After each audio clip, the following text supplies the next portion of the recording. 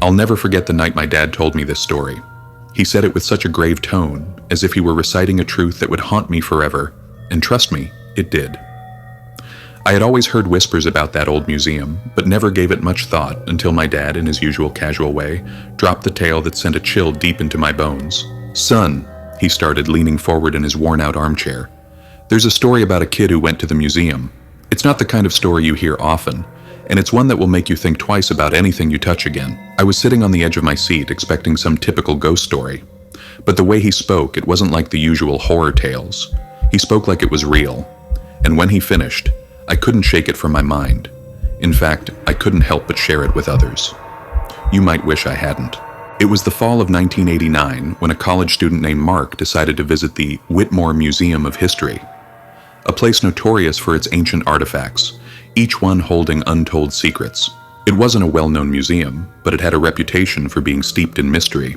Many said it was haunted, but others dismissed it as superstition, until Mark found himself standing at its doorstep, ready to uncover the stories that had intrigued him. The museum's most famous collection was something most visitors knew about but dared not speak of. A series of old, ornate artifacts that belonged to a woman who had lived centuries ago. She was a legend in her own right. The Widow Hathorn, they called her. The artifacts were said to be cursed, though no one ever truly understood why. The museum had a simple rule: do not touch the widow's items. Mark had heard all the warnings, but he was young, confident, and curious. The rules were for children, right? He'd heard the murmurs about how people could feel eyes watching them as they wandered the halls, especially near the widow's artifacts, but he dismissed it as nothing more than old superstitions. But something about the museum had always fascinated him. So, despite the warnings, he ventured deeper into the exhibit, his footsteps echoing through the dark halls. The artifacts that lined the room were unsettling in their own right. Ancient wooden chests with faded symbols, delicate glass vases with strange engravings, and woven tapestries that depicted scenes of people in agony. But there, at the farthest corner of the room, stood a display case that drew Mark's attention like a magnet. It was a large, ornate mirror. The frame was dark, twisted wood, decorated with symbols that seemed to shift when he looked away. The glass itself wasn't clear. There was something clouded, as if a fog constantly obscured its surface, and yet Mark could make out a woman's reflection. She was dressed in black, her long, tangled hair hanging like a curtain around her face. He was so drawn to it that he didn't even hear the soft footsteps approaching him from behind. The museum guide, an elderly woman with a voice that quivered when she spoke, had warned him.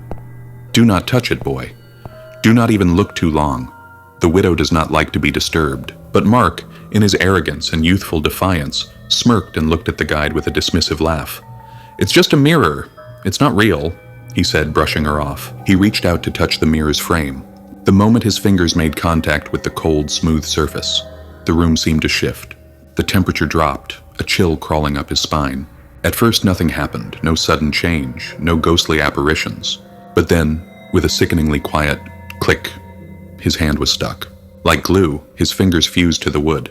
He tried to pull away, but it was no use. His hand, now inexplicably trapped, was glued to the mirror. The elderly guide let out a sharp gasp, her face drained of color. "You fool!" she screamed. "You've touched it! You've broken the rule!" Mark's heart raced as he tugged harder, panic rising in his chest. His hand wouldn't budge. His fingers throbbed, an unnatural heat rising from where his skin met the cursed artifact. The mirror seemed to hum, vibrating softly as if it was alive. He was no longer just holding the frame, his skin had fused with it, as though the wood itself had become part of his flesh. The mirror had a will of its own. The guide rushed to his side, muttering prayers under her breath, but nothing worked. She called for help, but the museum was eerily silent. No one came. Mark's body trembled with the strain of pulling, but it was like his hand belonged to the mirror now, as if the artifact was feeding off his life force. The space around him felt oppressive, suffocating. His skin began to peel away from his bones, not from any external force, but from the mirror itself, like it was draining the very essence of his being. Time seemed to stretch on endlessly. Mark cried out for mercy, for release, but there was none. The more he struggled, the more his body seemed to lose control. His vision blurred, and the whispers of the widow filled the room, a voice that came from nowhere and everywhere at once. "You've touched what you shouldn't have. Now you are mine." It felt like an eternity before the guide, trembling with fear, finally made a decision.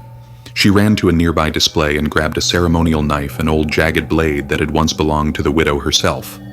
Without hesitation, she approached Mark, who was now nearly unrecognizable, his hand a grotesque fusion of flesh and wood. The guide hesitated only for a moment before she plunged the knife into his wrist.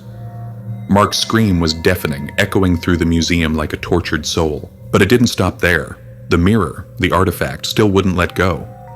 His hand was severed from his body, but as it fell, it didn't drop to the ground. It sank into the mirror, disappearing like a piece of a puzzle sliding into place. Mark fell to the ground, blood pooling around him. His body was trembling, lifeless, but his eyes were wide open in horror. His hand, now part of the artifact, was never to be seen again. It had been absorbed by the cursed mirror. They say that, to this day, Mark's hand is still part of that same mirror. It's on display in the museum, though no one dares touch it. The artifact, now a cursed object in its own right, seems to have a presence and energy that chills anyone who dares come near it. And at times, when the moon is full and the museum is empty, people claim they can see a hand reaching out from the glass, as though Mark is still trying to escape, or as though the widow is calling to them. The widow still watches from the mirror, and so does Mark trapped, his hand forever part of something that should have been left alone. But here's the scariest part, the part that keeps me up at night. There are rumors. They say the widow is looking for a new hand. They say if you stand too close to that cursed artifact long enough, it will reach out for you, just like it did to Mark. And sometimes, just sometimes when you look into the mirror, you might see her standing behind you, waiting. You don't want to know what happens if you don't move away in time. Now, I have to ask you, what if you stand too close to the mirror? What if, just like Mark, you touch the one thing you shouldn't?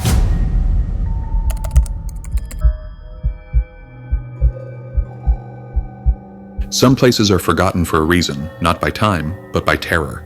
They hide their secrets until you stumble upon them, and then they claim you as their own. It was a crisp autumn evening when 5 friends, Thomas, Sarah, Michael, Olivia, and Jack, drove to the old museum on the outskirts of town. The museum had been abandoned for years, its once grand structure now a decaying relic of the past. Rumors had always swirled around it. Tales of strange sounds in the night, odd figures glimpsed in the windows, and whispered warnings from the townsfolk. But those stories only fed their curiosity. The thrill of an adventure in a haunted place was too tempting to resist. The museum stood like a forgotten giant, half swallowed by the trees and fog. Its stone walls were cracked and covered in ivy, and the windows were clouded with dust and dirt, making it appear as if the building hadn't seen light in decades. As they approached, the setting sun cast long shadows, stretching like fingers across the overgrown path. The air felt thick, as if the world itself was holding its breath. The friends paused before the massive wooden door. It creaked when Jack pushed it open, the sound echoing far too loudly in the stillness. No one spoke as they crossed the threshold, their footsteps swallowed by the silence inside. The museum smelled of mildew, dust, and decay. The flickering beams from their flashlights barely pierced the thick gloom, casting long, distorted shadows that made the place feel alive in a way they hadn't anticipated. "This place feels wrong," Olivia whispered, her voice trembling despite her best efforts to stay calm. "Yeah, it's creepy," Michael agreed, his voice shaky. "But it's just old. Old things are creepy." They began walking through the hallways, their flashlights illuminating dusty exhibits, preserved animals in unnatural poses, ancient weapons with dull, blood-stained blades, and faded portraits of long-dead people. The air felt heavy, and with every step it seemed as if the museum was closing in on them. The walls, covered in dark velvet and old frames, gave the sense that something was watching them from every corner. They explored room after room, but none of the exhibits were as strange as the final one they came across, an old wooden door at the far end of the hallway. The door was not like the others, which had been broken, cracked, or decaying. This one stood tall and intact, its surface adorned with symbols, carved deep into the wood that none of them could recognize. The door was slightly ajar, as if it had been waiting for someone to push it open. "Should we check it out?" Thomas asked, his voice more excited than it should have been. "I don't know," Olivia murmured, glancing nervously at the door. "This place is starting to feel like it's alive." But Sarah, ever the adventurer, stepped forward. "We came this far. Let's see what's behind it." With that, they pushed the door open. The room inside was massive and unlike anything they had seen in the museum. The walls were covered in a strange black fabric that absorbed the light, and the air was thick, as if the very atmosphere in the room was heavier than it should be. Their flashlights flickered, casting uneasy shadows that seemed to move of their own accord. At the far end of the room stood a pedestal, black as coal, with a large glass dome resting on top. Inside the dome was a figure, a person, perhaps, though it was difficult to tell in the dim light. Its clothing was tattered, its face frozen in an expression of sheer terror. Its eyes were wide, locked in a constant silent scream, and its mouth gaped open in frozen horror. But it wasn't the figure inside the dome that chilled them to the core. It was the shadows. The shadows around the figure were not still. They twisted and slithered within the glass as if they were alive, moving with an unnatural fluidity. It was as though something inside the figure, or something else altogether, was making the shadows writhe and crawl. "What the hell is that?" Michael asked, stepping closer, his voice barely a whisper. "It doesn't look real." Before anyone could respond, the door they had entered through slammed shut with an ear-splitting crash. The sound reverberated through the room, causing their hearts to race. A heavy, suffocating silence followed. The cold air around them seemed to grow colder, the temperature dropping sharply. Their breath appeared in small, visible clouds, and the room felt unnervingly still, like time itself had stopped. "What the hell is going on?" Sarah said, her voice trembling. She turned to the door, but it was sealed. "It's locked. We're trapped." They tried to push against the door, but it wouldn't budge. Panic began to set in, and their breath came quicker. A low hum filled the air, almost like a chant, distant and faint, but growing louder, deeper, as though it was coming from the walls themselves. Suddenly, the shadows inside the dome grew darker, deeper, almost as if they were extending outward, pulling at the edges of the glass. The hum grew louder, now accompanied by a soft, scratching sound, like nails dragging against stone. It was coming from the walls. No, it was coming from behind the walls. "Did you hear that?" Jack asked, his voice shaking. "What is that sound?" Before anyone could answer, the shadows inside the dome began to move more violently, slithering out from the glass. The figure inside seemed to twitch, its face contorting into an even more grotesque expression. The shadows stretched and coiled, reaching toward them with an almost palpable hunger. And then the whispers began, low at first, faint voices, speaking in a language none of them understood. But the whispers grew louder, more urgent, and each syllable seemed to send a shiver down their spines. They were no longer just whispers. They were a command, a warning. "Get out." It was clear now, the message. The shadows were alive, and they were not alone in the room. "Run!" Thomas screamed. The group turned to flee, but before they could reach the door, the ground beneath them began to shake. The scratching grew louder, faster, as though something was crawling through the very walls to get to them. They scrambled, pushing against the door with all their might, but it was as if the room itself was holding them in place. Something was stopping them. And then a figure appeared in the doorway, a dark, indistinct shape that moved with unnatural speed. It was tall, its limbs far too long, its body twisted in ways that made no sense. Its face was covered in a thick, shifting shadow. It was looking at them. "Run!" Sarah screamed again, but her voice was drowned out by the growl of something deep in the darkness. The creature moved closer, its shape becoming more solid with each passing second. The shadows in the room seemed to come to life, twisting around their feet, pulling them toward the figure. With a scream, they pushed against the door one last time, but it was too late. The shadows had already claimed them. The next morning, the museum stood silent once more. The door to the dark room was wide open, but there was no sign of the five friends. The pedestal with the glass dome was gone, and all that remained was a faint, impossible shadow on the floor, stretching far beyond the walls of the room. No one spoke of the museum after that day, but sometimes when the fog rolls in from the woods and the sun dips below the horizon, people swear they can still hear the whispers from inside the museum, calling out to anyone who dares to venture too close. And the shadow on the floor, it remains, waiting for the next soul to enter, waiting for the next group of curious, daring souls to unlock the secrets of the haunted museum.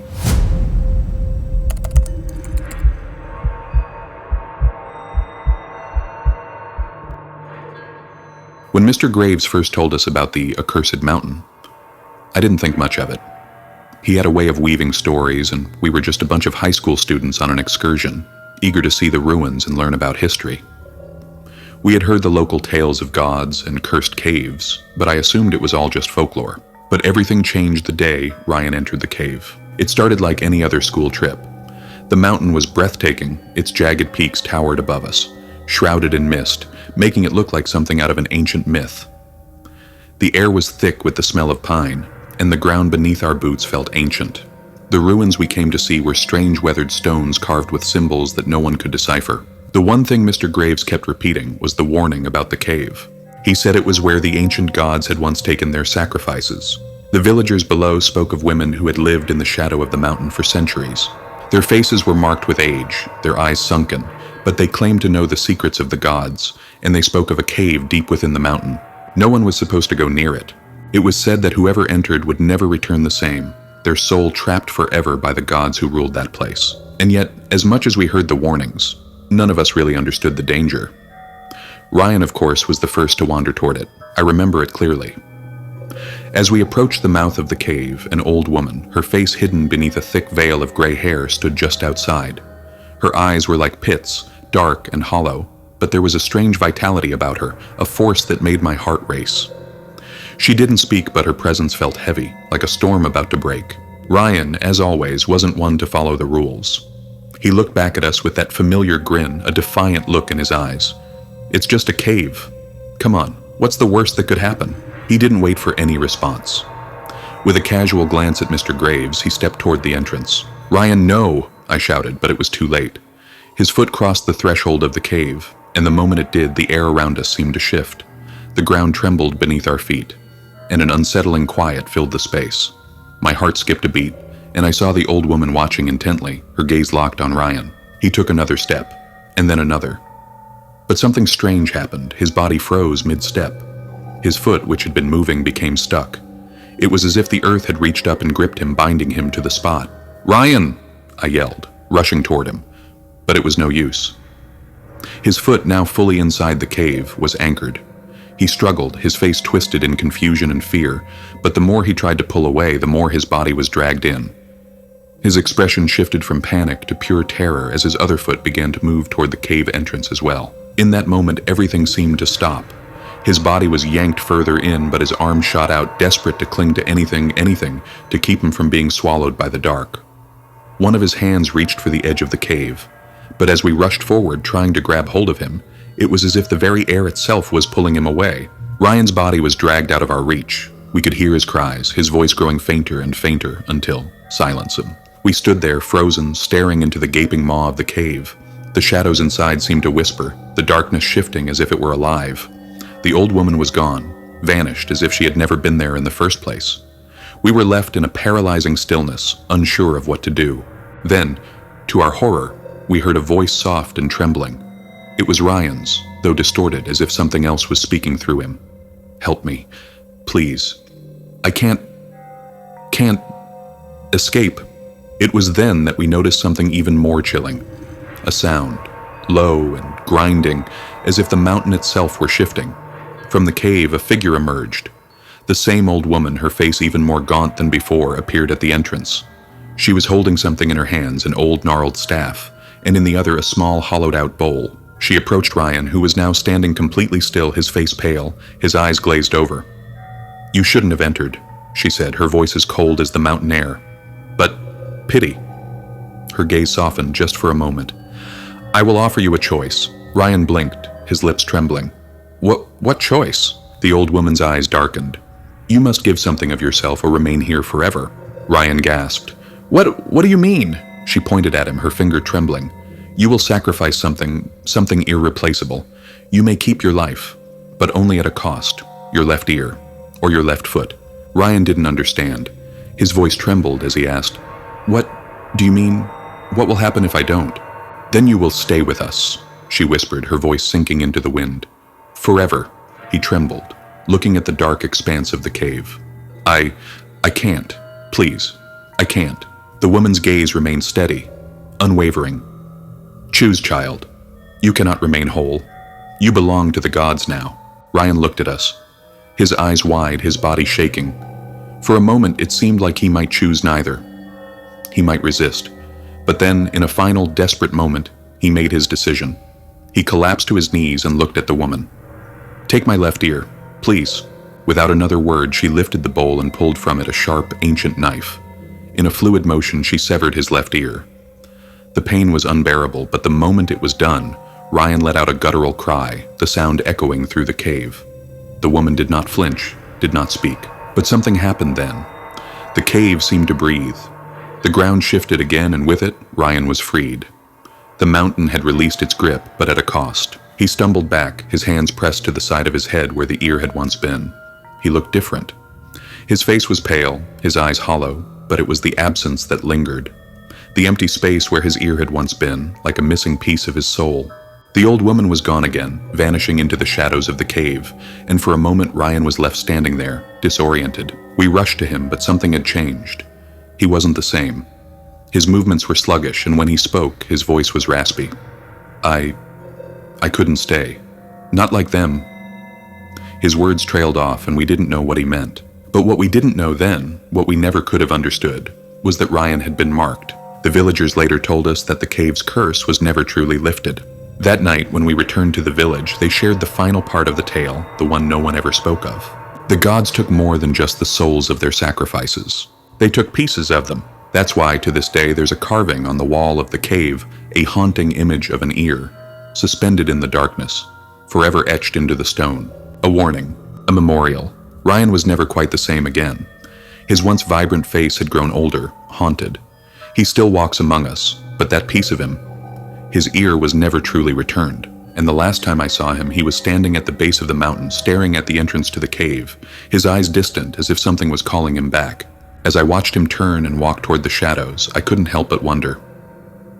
How many others would walk into that cave, thinking they could leave unscathed?